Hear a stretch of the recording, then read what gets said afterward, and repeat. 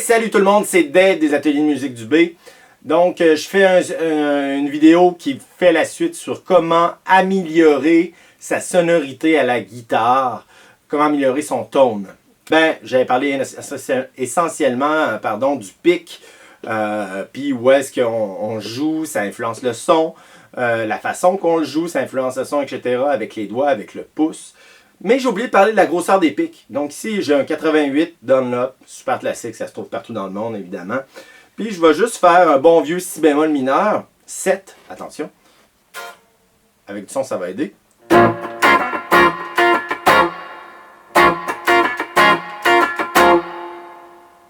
Et maintenant, je prends un 46 mm, même marque.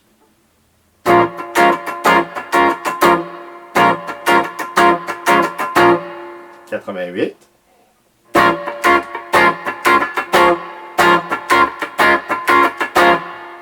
Donc vous voyez, c'est sûr, là, il y a du reverb un peu, mais je pense même avec le reverb, ça ressort, l'attaque sort encore plus. On entend que le 88, même si j'étais encore plus souple de mon poignet, j'étais moins raide avec le 88 que le 46. L'attaque, les transients et l'attaque sont beaucoup plus punchés, tandis qu'avec le 46 mm, on voit que c'est un son un peu plus égal, plus smooth. Ça peut être intéressant, surtout en studio, quand on enregistre des trucs. Live, je ne me verrais jamais utiliser un 46 mm, à moins que, je ne sais pas, le projet le demande, mais ça n'a jamais arrivé. Tandis que le 88, ben, je trouve que c'est une belle base entre la rythmique, d'à peu près tous les genres, et les solos. Hein? Parce que quand on fait des solos, idéalement, on veut de quoi qui est assez ferme pour avoir plus de contrôle sur notre pic. Mais je vous invite à explorer. Hein? Il y a des très bons joueurs qui jouent avec des pics plus souples.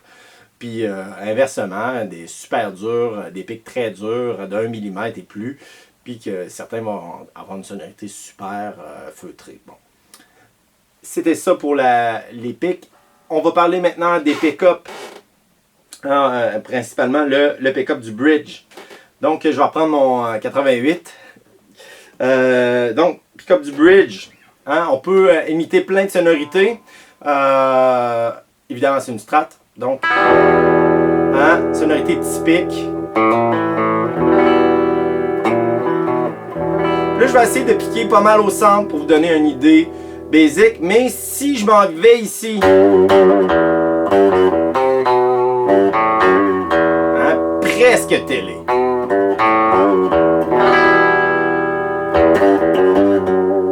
Puis inversement ici.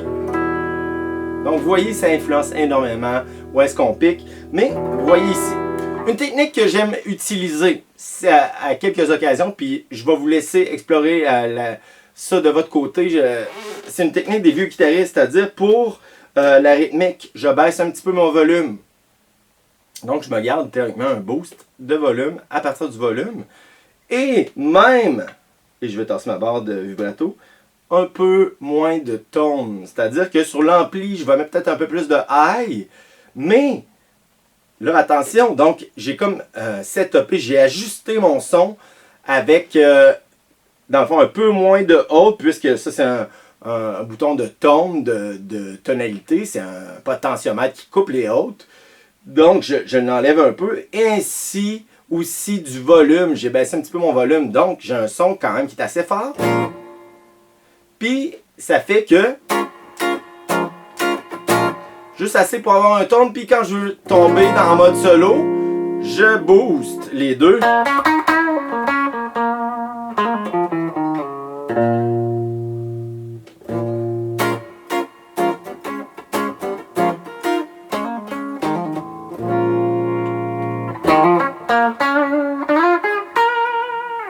Vous voyez, intéressant. Si on veut également un son plus sombre, ben, le potentiomètre, on peut aller assez loin dessus. Lui contrôle celui du bridge. D'ailleurs, le sélecteur de micro contrôle celui du bridge, du pont ici.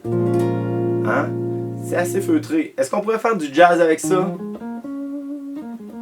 Peut-être qu'il manquerait un peu de rondeur dans le son. Hein? C'est une strat, mais moi, c'est déjà arrivé, je l'ai utilisé avec celui du neck. Ça, je vais y revenir. Du manche, c'est-à-dire.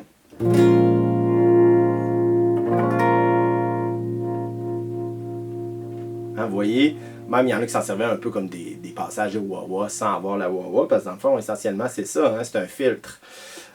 Donc, c'est ça. Et swell de volume également avec le truc de volume. Je vous invite à essayer. Donc évidemment aussi, puis ça je vais terminer à propos du micro du bridge et à propos de ça, on ajuste la hauteur. Plus qu'il est proche des cordes, plus que vous allez avoir du gain, du output.